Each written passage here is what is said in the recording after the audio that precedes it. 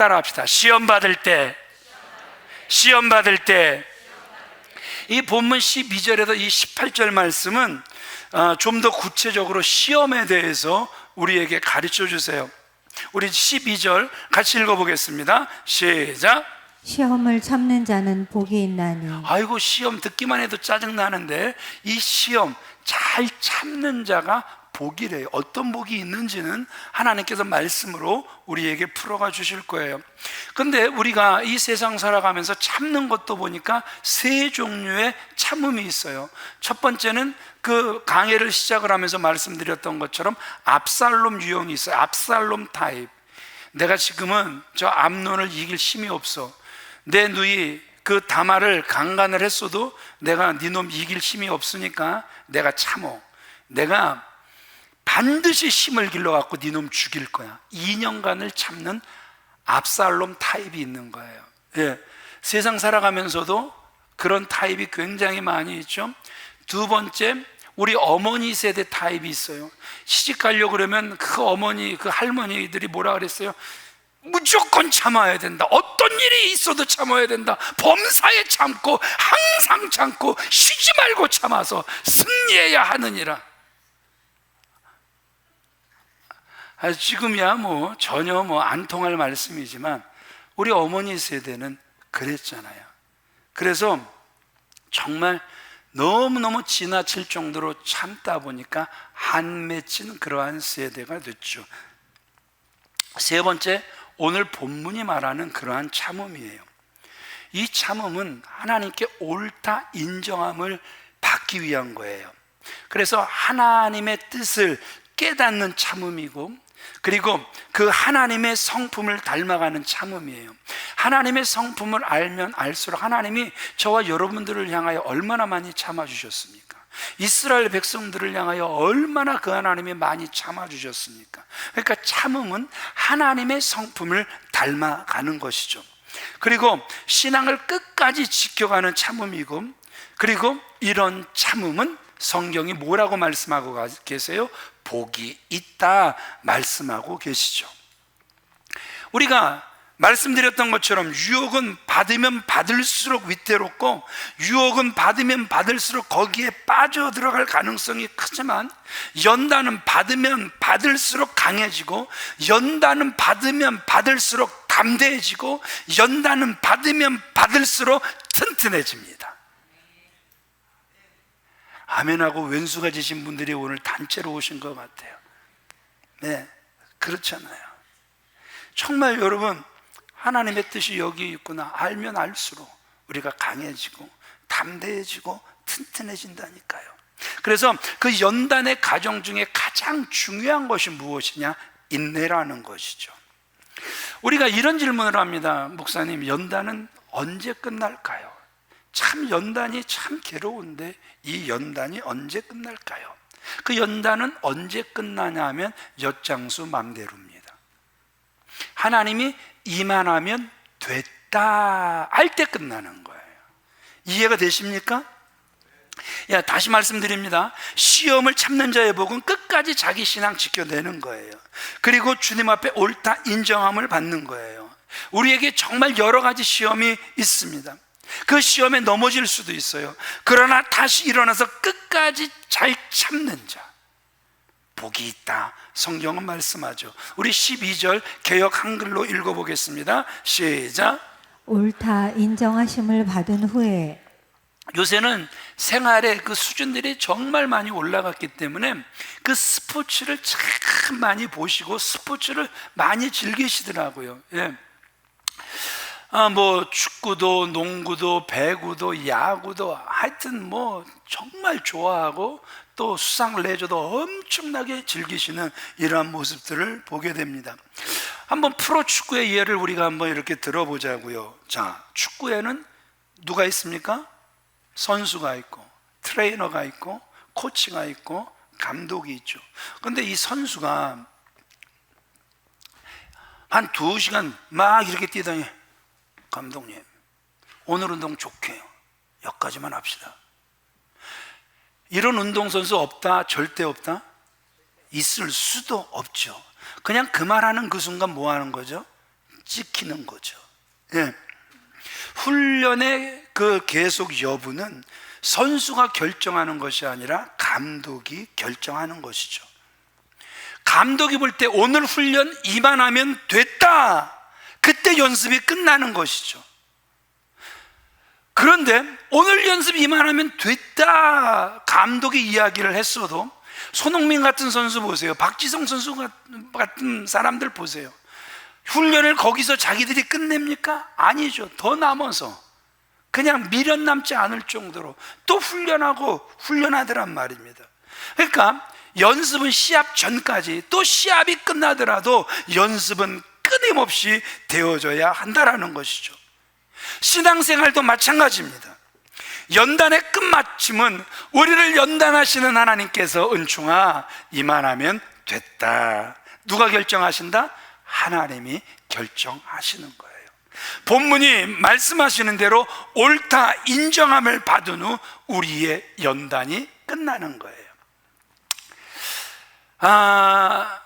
그 사람 중에 제일 치사한 사람이 어떤 사람인 줄 아세요? 어떤 사람일까요? 저는 이런 사람이라고 생각해요. 줬다가 뺏는 사람. 치사하다, 되게 치사하다? 주지나 말지. 왜 줬다가 뺏어? 그런데 그 줬다가 뺏는 사람이 누군 줄 아세요? 하나님이 그랬잖아요. 아브라함에게 100세 때 아들을 주시더니 세상에 그 아들이 100세 때 얻었으니 얼마나 사랑스러워요. 그래 그냥 그 아들 이삭에게 푹푹 빠졌단 말이에요. 그랬더니 하나님이 그 꼴을 안 본다? 못 보죠. 네 아들 이삭을 번제로 바쳐라. 진짜 세상에서 가장 치사한 짓을 하나님이 하시더라니까요. 이 정도면 아브라함이 조금 따질만 해요? 하나님, 어떻게 하나님이 사람 죽이라 그래요? 이건 하나님이 원하시는 방법이 절대 아니잖아요. 이렇게 따질 수도 있는데 묻고 따지지도 않고 그저 하나님께서 시키시는 대로 하겠다라는 거예요. 그래서 그 아들 이삭을 번제로 드리려 하니까 그 순간 하나님께서 뭐라고 말씀하세요? 창세기 22장 12절 같이 읽어보겠습니다. 시작. 그 아이에게 손을 대지 말라. 아무 일도 그에게 하지 말라. 내가 내 아들 되의 독자라도 내게 아끼지 아니하였으니 내가 이제야 내가 하나님을 경외하는 줄을 아노라. 네, 내가 이제야 하나님을 경외하는 줄 아노라. 하나님께서 아브라함이 이삭보다도, 여러분 여기서 보세요. 이 12절에 내가, 내 아들, 내 독자, 내가라는 말을 4번이나 반복하시면서 이 아브라함이 이삭을 향한 사랑이 얼마나 깊은지 그거를 말씀해 주시잖아요. 그러니까 하나님마저도 야, 네가 나보다도 이삭을 더 사랑하는구나, 그걸 인정하실 정도였단 말입니다. 그럼에도 불구하고 아브라함이 이삭을 향한 그 사랑을 하나님께 돌려드릴 때 하나님이 그 믿음을 인정해 주셨다라는 것이죠. 이제 내가 나를 경외하는 줄 알았다. 누가 인정하신 거예요? 하나님이 인정을 하셨다라는 거예요. 부부 사이에도 보면 참 지금은 뭐 안 그래요. 뭐 지금은 신순섭 집사, 이하름 집사한테 꽉 잡혔어. 저번에도 그 행복한 꿈의 학교 그 오픈하면서 목사님 떡 드세요 그러면서 떡을 가져왔어. 떡은 제가 하고요, 돈은 남편이 냈어요 이러더라고요. 아이고 얼마나 참 깜찍한지 참 좋아요. 그냥 남편은 카드 내놓으라 그러면 쑥쑥 내줄 수 있는 능력도 있고. 근데 전에는 안 그랬잖아요. 죽도록 사랑해, 나 너 없으면 못 살아. 그렇게 그냥 그 말로 온갖 유혹, 뭐 하늘의 별도 다 따줄 것 같이, 달도 따줄 것 같이 뭐 다 그러다가 막상 딱 성취하면, 그래서 그 성취감에 푹 빠져서 이제 어떻게 되는 거예요? 언제 내가 그냐 그 말 했냐는 식으로 이제 부엌엔 들어오지도 않고 도와주지도 않고 힘들게 하고 거기다 시부모까지 막 힘들게 하고 괴롭게 하고 눈물 나게 하고 억울하게 하고. 근데 신앙이라는 건 이런 거잖아요.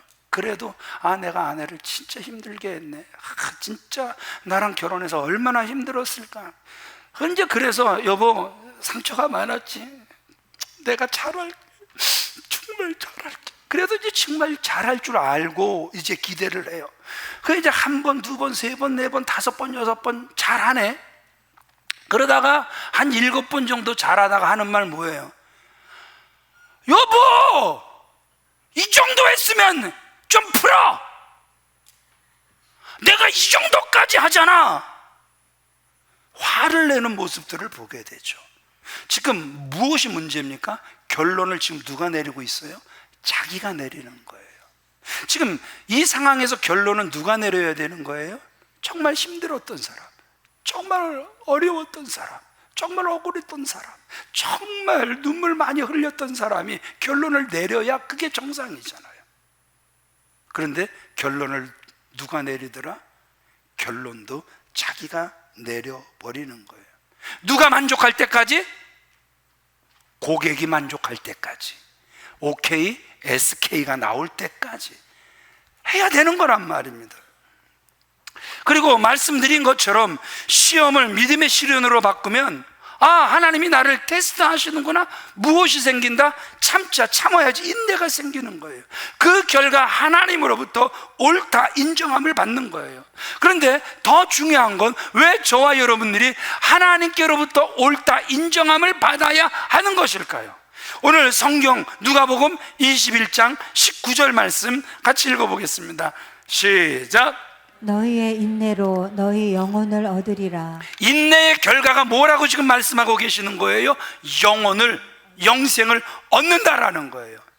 하나님의 연단 없이, 인내 없이 우리 영혼을 얻을 수 없다. 오늘 성경은 너무나도 분명하게 말씀하고 계시죠. 마지막 때에 많은 환란이 있을 것입니다.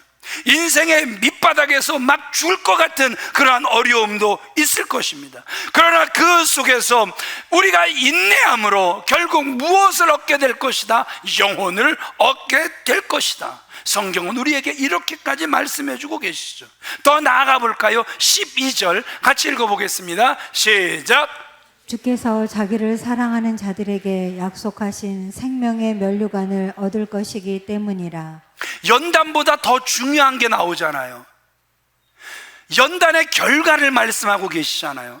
이걸 알면 우리가 인내할 수 있다라는 것이죠. 이걸 알면 우리가 승리하고 싶은 마음이 들어갈 수밖에 없다라는 것이죠.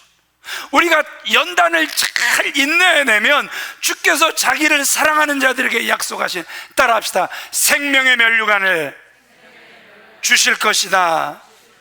예, 연단을 참고 견디면 우리에게 뭘 주신다? 생명의 면류관이라는 상을 주신다. 상이라는 건 이런 거잖아요. 주는 사람도 기쁘고 받는 사람도 기쁜 게 상이잖아요. 요즘은 뭔 놈의 체면 시대가 돼버렸는지, 그래도 교회 체면이 있고, 저희의 체면이 있지, 그냥 이 정도면 좀 이 정도까지는 해주셔야지. 그래도 막 체면을 세워주기 위한 상을 달라, 이렇게 이야기를 해요. 여러분은 어떻게 생각하세요? 주는 사람 기분 되게 짜증날까요? 짜증날까요? 알면서 왜 답을 안 하세요? 체면 때문에 상을 주는 거, 주면서도 짜증나. 사실 받으면서도 뒤통수 가렵잖아요. 예, 모든 게 체면에 의해서 되어지니까. 꼭 기억하세요. 상은 주면서 기뻐해야 돼요. 상은 받으면서도 기뻐해야 돼요. 하나님 나라에서는 반드시 그런 일이 일어나게 될 줄 믿습니다. 이것이 시험을 잘 참는 자들이 받는 복이다, 성경은 말씀하고 계시죠. 그들에게 하나님은 면류관까지 덤으로 주시니까, 이 면류관이 귀하고 복된 이유가 여러분 도대체 무엇이겠습니까? 그 면류관을 드리고 만유의 주 찬양. 면류관을 받아보니까 이 면류관은 여러분, 이게 내가 받을 게 아니더란 말이에요. 예수 그리스도의 보혈의 공로 때문에 내가 받은 거지, 이건 내가 받을 게 아니더란 말입니다. 상 받는 거 너무 좋아하지 마세요. 하나님이 하게 하신 걸 자꾸 드러내지 마세요. 오히려 그거 돌려드리며, 이 일을 하게 하신 분은, 그래서 이 영광을 받으실 분은, 나의 달려갈 길을 다 달려가게 하신 분은 하나님이십니다. 그 하나님께 영광을 돌려드릴 수 있는 저와 여러분들이 다 되어지시길 주님의 이름으로 축원을 드립니다. 2살짜리 꼬마 앞에 이제 그 사탕을 놓고 10,000,000원짜리 수표를, 신순섭 집사님 지금 나이가 2살이 되는 거예요. 몇 살? 수학 선생님 2살 알죠? 2살. 자, 2살짜리 앞에 사탕을 놓고 10,000,000원짜리 수표를 놨네. 2살 순섭이는 뭘 잡을까요? 뭐? 사탕? 아, 일부 때 최면희 장로님은 사탕도 잡고 돈도 잡는다 그러더니, 껍데기는 2살인데 2살이 절대 아닌 거죠. 예? 어떻게 2살이 세상에 사탕도 짓고 돈 1,000,000원짜리 수표를 집어? 이건 애한테도 일어날 수 없는 일인 것이죠. 예. 왜 우리 2살 순섭이는 사탕을 집을까요? 왜 사탕을 잡을까요? 이유는 1,000,000원짜리의 가치를 아직 모르기 때문이죠. 그럼 아이가 자랐어요. 우리 순섭, 2살짜리 순섭이가 국민학교 초등학교 6학년이 됐어요. 그 앞에 사탕이 큰 봉다리 있고 1,000,000원짜리 수표가 있네요. 뭘 집을까요? 돈! 드디어 밝히네. 아, 사람은 어쩔 수 없나 봐. 남편도 돈을 꽤 밝히네. 떡값 내려면 밝힐 수밖에 없지. 뭐 아내가 써대는데 뭐 밝혀야지 어떡할 거예요. 예. 근데 그게 사실 당연한 거잖아요. 내가 그 돈을 잡으면 이 사탕을 얼마든지 살 수 있다라는 뭘 안 거예요? 돈의 가치를 제대로 평가하는 능력이 생긴 것이죠. 그러니까 뭐가 바뀌어버리는 거예요? 가치관이 바뀌어버리는 것이죠. 지난주 뭐라고 말씀을 드렸습니까? 우리 인생은 들에 무엇과 같다? 꽃과 같다. 한번 피는 것 같은데 그냥 져버린다.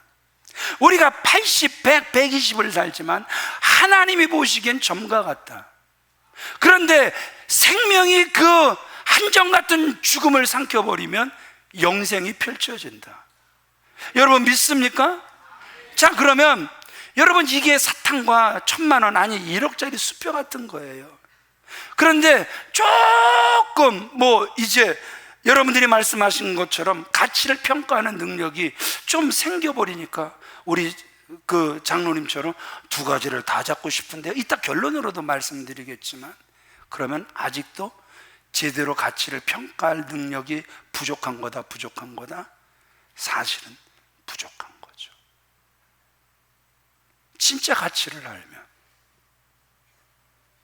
1,000,000원짜리를 잡겠죠. 진짜 여러분들이 생명에 대한 가치를 알면 생명을 잡겠죠. 정말 여러분들이 생명의 면류관에 대한 가치를 알면 생명의 면류관을 잡겠죠. 아멘이십니까? 예.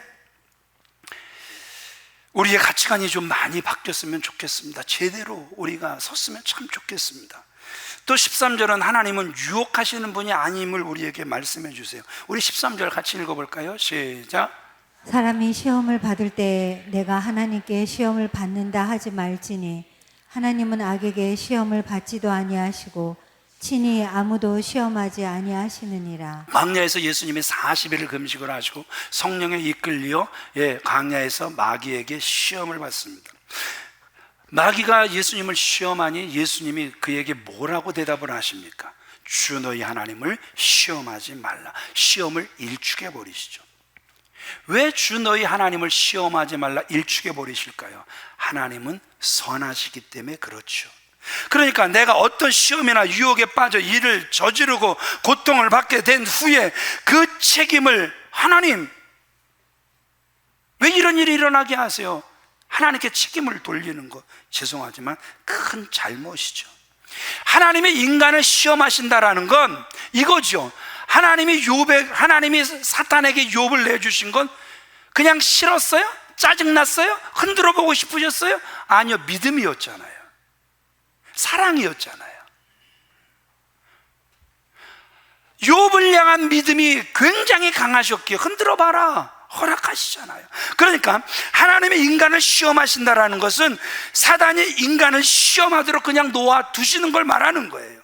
인간이 바로 서 있으면 이 시험을 이기게 되는 것이고, 혹 바로 서지 못해 시험 속에 빠질 것 같으면 하나님은 무슨 길을 주신다? 피할 길까지도 주시는 거예요. 고린도전서 10장 13절 말씀 같이 읽어보겠습니다. 시작. 여러분은 사람이 흔히 겪는 시련 밖에 다른 시련을 당한 적이 없습니다. 하나님은 신실하십니다. 여러분이 감당할 수 있는 능력 이상으로 시련을 겪는 것을 하나님은 허락하지 않으십니다. 하나님께서는 시련과 함께 그것을 벗어날 길도 마련해 주셔서 여러분이 그 시련을 견뎌낼 수 있게 해 주십니다. 제가 벌써 이제 수원에서 이 자리에서 이제 목회한 게 이제 26년, 27년이 되어 가네요. 세월이 빠르다, 되게 빠르다? 되게 빠르죠. 예. 종룡이가 꼬마일 때 했으니까. 근데 종룡이가 얼마나 성장을 했어요, 그죠? 장로님 머리카락이 더 빠졌잖아요. 이 세월의 그 흐름이잖아요. 그 26년, 27년 목회를 하면서 참 저에게도 어려움이 참 많았어요. 고비가 참 많았어요. 그러니까 그것도 저에겐 연단이죠. 그 연단을 받으면서 참 넘어지고 싶을 때가 참 많았어요. 여기까지인 것 같네요. 하나님, 수원에서의 목회는 여기까지 같네요. 더 못하겠습니다. 저 내려놓겠습니다. 그렇게 하나님 앞에 푸념 기도를 올려드려 본 게 참 많아요. 그런데 이상하죠? 정말 이 문제만큼은 이건 뭐 사람이 개입해서 안 풀릴 문제 같아요. 정말 힘들고 정말 어렵고 정말 괴롭고 정말 눈물 나는 문제. 그런데 어느 순간 하나님께서 권능의 손을 드시면서 그 문제를 풀어주시는데 눈녹도 녹아버려요. 야, 어떻게 이 문제가 이렇게까지 풀리지? 어떻게 이 문제가 이렇게까지 풀리지? 나는 감당할 만한 힘이 없었는데, 마치 이건 벌떼와 같았었는데, 이 문제가 어떻게 풀리지? 그러면서 그 문제가 풀릴 때마다 때로는 이렇게 생각했어요. 그래도 내가 하나님 앞에 몸부림을 하니까 하나님이 내 몸부림을 보셨나 보다. 부모님의 그 섬김의 기도의 열매가 결코 헛되지 않으셨나 보다. 그렇게 생각하면서 그 모든 그 시험들을, 연단들을 풀어주실 때마다 넘어가고 그랬어요. 그런데 이번 한 주 이 말씀을 준비하면서 이 말씀이 저에게 그냥 레마처럼 와버렸어요. 하나님께서 왜 그 연단을 넘어가게 하셨을까? 이은총 목사가 감당할 만한 힘이 없으니까 넘겨주신 거였더라고요. 제가 잘나서, 제 의가 있어서, 부모님의 기도의 열매가 아닌, 제가 더 이상 감당할 것 같지 않으니까, 못 감당할 것 같으니까 하나님께서 그 길 끝에 피할 길을 주시더라고요. 이 말씀이 깨달아지는데 이 말씀이 저에게 그냥 레마로 그냥 팍 다가오더라고요. 그러기에 오늘 성경은 왜 주님 저를 시험하십니까? 하나님께 항변하는 거, 옳지 않다라는 거예요. 앞에서도 말씀드렸던 것처럼 하나님께서는 우리를 연단하시지만 마귀는 유혹하잖아요. 그리고 연단은 그 사람을 존귀하게 하지만 유혹은 그 사람의 영혼을 파멸시키는 거잖아요. 연단의 동기는 믿음이요 사랑이지만 유혹의 동기는 악 그 자체잖아요. 그러기에 우리가 유혹에 들어가기보단 연단의 대열에 들어가는 것이 천만 배 나은 줄 믿으시면 아멘 하시기 바랍니다. 우리는 종종 자꾸 책임을 전가하려고 해요. 그러면서 절대 하나님을 탓하는 것은 아니다, 이렇게 이야기를 합니다. 사실 남을 탓하는 것은 그 타락한 인간들이 지닌 공통적 특징이죠. 우리는 우리의 실패나 잘못을 끊임없이 남의 탓으로 돌리기를 원해요. 그래서 희생양을 찾는 거죠. 저놈 때문에, 저 인간 때문에. 그냥 계속 정가를 하려고 사람을 찾죠. 그러나 다른 사람에게 책임을 전가하는 것, 죄송하지만 곧 하나님께 책임을 전가하는 것과 똑같다라는 것이죠. 생각해 보세요. 에덴 동산에서 있었던 일을 한번 우리가 다시 기억해 보자고요. 하나님께서 아담을 탁 만드시고 내가 너를 위해서 이렇게 펄펙하게 준비를 했다. 다 네가 누리고 먹되 동산 중앙에 있는 선악과는 뭐 하지 말아라? 먹지 말아라. 하나님이 직접 말씀하시죠. 그러면서 사람 혼자 사는 것이 외로워 보이니까요 하와를 만드시고 짝지어 주시었대요. 그런데 이 하와가, 저는 이 하와가 그래도 저는 괜찮은 사람이라고 봐요. 왜냐하면 요새 아줌마들 식당 가서 자기들만 먹지 남편 안 먹이거든요.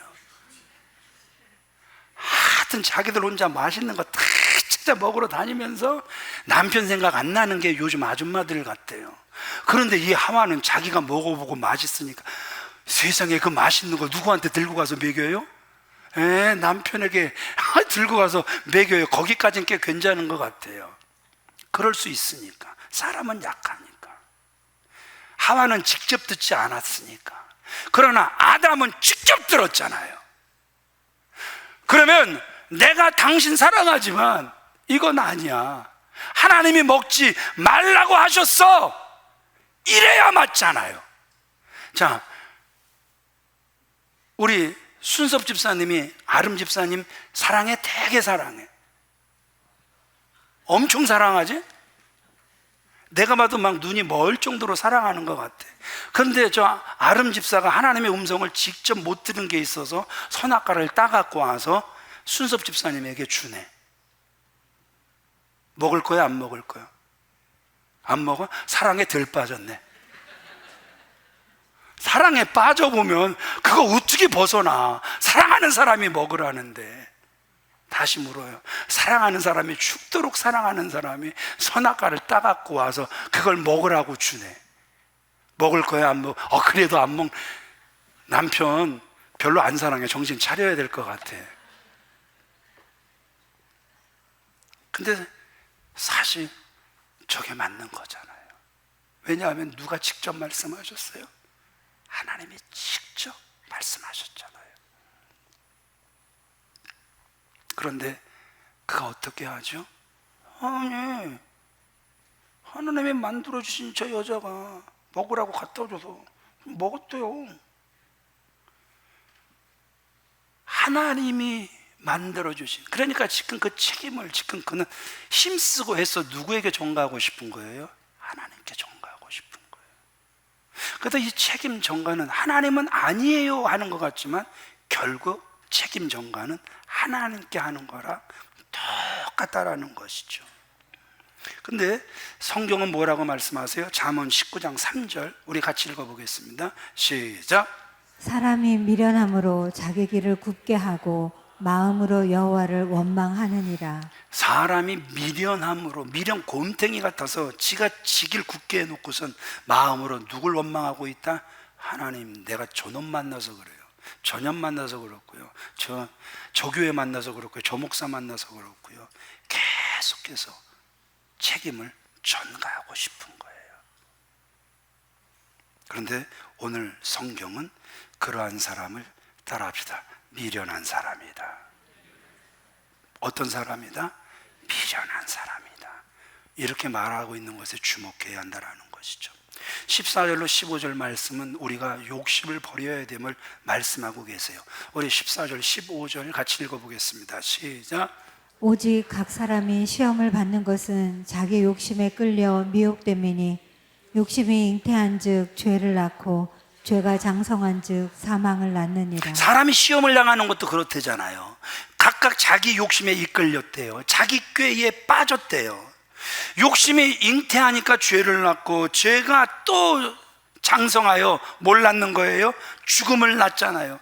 우리는 이 두 구절 속에서 욕심의 결과가 얼마나 무서운지 우리가 알아야 된다는 것이죠. 한 미국의 어느 의사가 이런 실험을 했어요.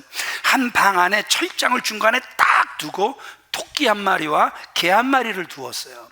그리고 개에게 아주 조금의 그 음식을 먹게 했어요. 그러니까 이놈의 개가 배가 고프다, 배가 고프다? 배가 고프죠. 그러니까 그 음식 먹고는 그 다음에 눈이 어디로 가요? 토끼를 잡아먹고 싶은 거죠. 그래도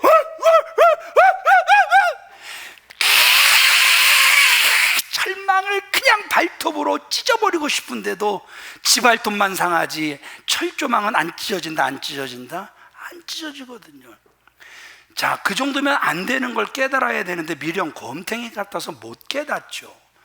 토끼도 사실은 이제 그 정도 됐으면, 몇 달이 됐으면 저 철조망이 나를 보호해 주는구나 믿음이 있어야 되는데, 이놈의 믿음이 없으니까 개가 짖기만 하면 그냥 코너에 가서 그냥 심장이 쫄깃쫄깃. 여러분, 두세 달 뒤에 이 개와 토끼를 해부해 보았어요. 모두 심장, 신장, 위, 간장 다 상해 있었어요. 건강은 극도로 쇠약해져 있었대요. 그런데 그곳에 개만 두고 토끼를 두지 않았어요. 그리고 먹이를 전처럼 조금만 주었어요. 그리고 몇 달 후에 개를 또 해부를 해봅니다. 그런데 병이 하나도 없더래요. 그 개는 확실히 그 속에 무엇이 있었던 거예요? 욕구, 불만이 있었기에 그게 몸에 병이 생긴 거예요. 그런데 토끼가 없으니까, 욕구, 불만이 없어져 버리니까 병이 없음, 이렇게 판명이 된 거예요. 여러분, 나는 다이어트가 때려 죽어도 안 돼, 이런 분들 있죠. 모르겠어요. 지난주에도 말씀드렸지만 저는 물려받은 유전자가 탁월해요. 뭘 조금만 먹어도 살이 찌는 그러한 유전자를 받았고, 이는 잘게 잘 부서지는 탁월한 유전자를 아버지께로부터 받았어요. 근데 이제 제가 한국에 들어올 때 74kg로 들어왔어요. 74kg. 근데 1년 정도 지나니까 몸무게가 93kg가 되더라고요. 돼지 됐다, 돼지 됐다? 돼지가 돼버렸어요. 신방을 하면 얼마나 사랑을 주시는지, 먹어, 더 먹어, 먹어, 더 먹어, 더 먹어, 더 먹어, 더 먹어, 더 먹어, 넘치도록 주시는 거예요. 살은 계속 찌는데 이걸 사양은 해야 되는데, 그런데 어느 집 가니까 또 음식을 또 차려놓으셨네요. 권사님, 배불러서 못 먹겠는데. 그랬더니 권사님, 우리 집이 누추해서 그래. 우리 집이 누추해서 목사님이 음식도 안 먹어. 권사님 먹을게요. 권사님 먹을게요. 그래갖고 몸무게가 93kg까지 늘어버린 거예요. 그러면서 병을 얻는데 통풍이 걸려버렸죠. 통풍을 걸려보신 분들이 알지만 이거 굉장히 고통스러운 게 통풍이죠. 그래갖고 어느 날 제가 단해져서 그랬잖아요. 제가 병 걸려 쓰러지면 저 병간호해 주실 분 손 들어보라 그러니까 깍쟁이가 한 사람도 손을 안 들어. 정말 깍쟁이들이더라고요. 수원 깍쟁이인 줄 다 알았지만 이렇게까지 깍쟁이인 줄은 몰랐어요. 그래갖고 제가 그때부터 선포를 했잖아요. 앞으로 저는 저녁 5시 이후로 음식을 안 먹습니다. 저녁 안 먹겠습니다. 그때부터 소식하기 시작을 했잖아요. 그런데 위는 적응을 해주더라고요. 제가 소식을 하니까 그 위가 그 소식에 적응을 해요. 그래서 전혀 신호를 안 줘요. 저는 보통 여러분들 자꾸 안 믿지만 저녁을 4시쯤 먹어버려요. 저는 4시에 저녁을 먹고 그 다음날 새벽 6시까지 아무것도 안 먹어요. 그러는데도요, 뇌가 음식을 달라는 신호를 1도 안 보내요. 보내도 안 주니까. 얘가 졌어요. 걔가 옆에 토끼가 없어지니까 이 욕구 불만이 해소가 되어버린 거예요. 그러니까 오늘 이 말씀을 보면서 욕심이 있을 때와 욕심이 없을 때 다르다, 되게 다르다? 엄청나게 다른 거예요. 오늘 본문은 욕심은 마음속에서 일어나며 그 욕심에 잉태하면 죄가 되고 죄도 계속해서 장성해서 결국은 무엇을 낳는다? 사망을 낳는다 그러잖아요. 그래서 이 욕심이 14절에 보니까 사람도 미혹하고 16절에 보니까 이 욕심이 사람도 속인다 이렇게 말씀하고 있잖아요. 하나님이 저와 여러분들을 위하여 경보장치를 준비하셨는데 문제가 생기면 이 경보장치가 몸에서 울리기 시작합니다. 이것을 인생의 적신호다 이렇게 부릅니다. 근데 믿지 않는 자는 인생의 적신호가 울리면 당황합니다. 가능한 한 자기 수단과 방법을 다 동원합니다. 이 가정에서 수단과 방법을 가리지 않게 되고 도덕이나 윤리 따위는 그냥 상실해버립니다. 우리는 여기서 욕심과 죄와 사망의 관계가 생리적 현상으로 설명되고 있음을 우리가 주목해야 되는 거예요. 이 욕심은 마치 임산부처럼 죄를 10개월간 품는 거예요. 그러면서도 사랑스러운 거예요.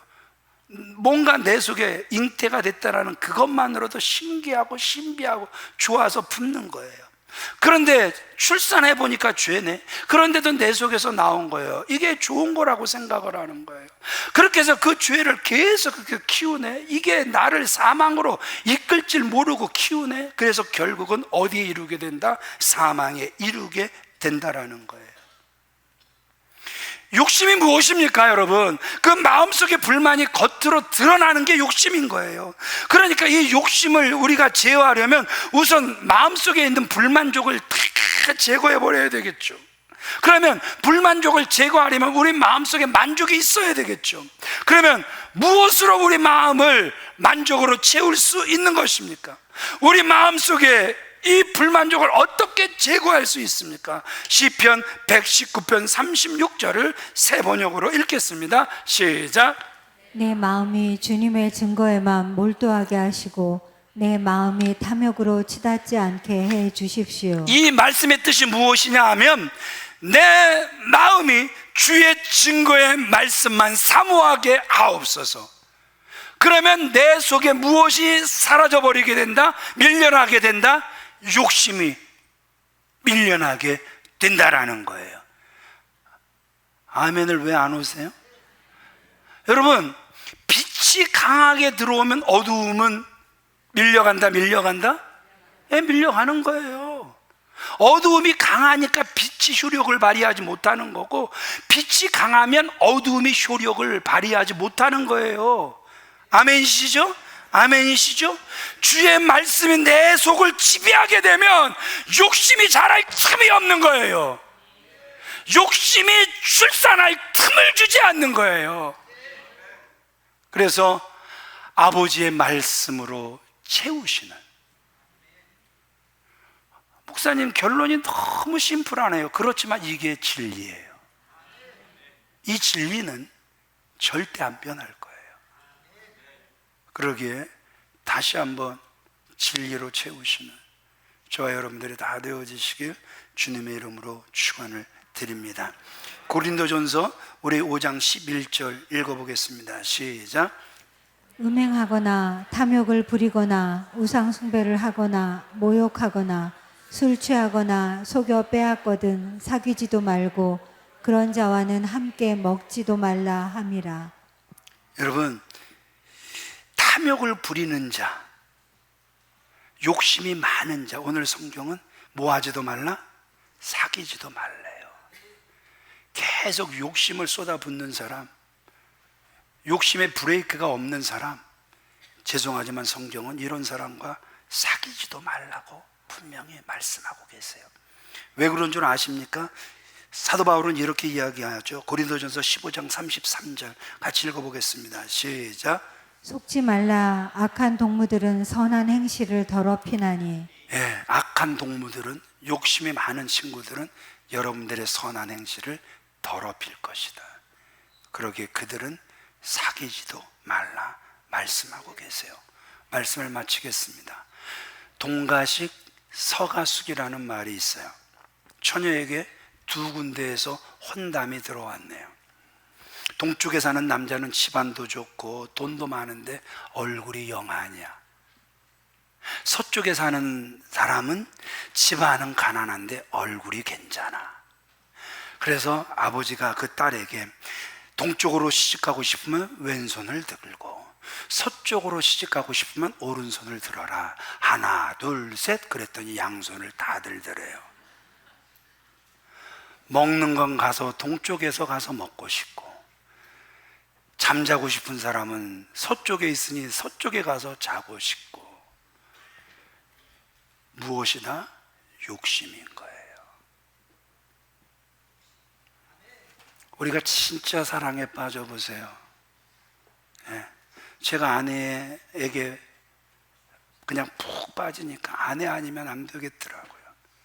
아내 외에 다른 게 보이지를 않더라고요. 다른 조건 아무것도 필요 없더라고요. 아내가 저를 사랑하게 되니까 아무것도 안 따지더라고요. 오직 저만 보고 따라오더라고요.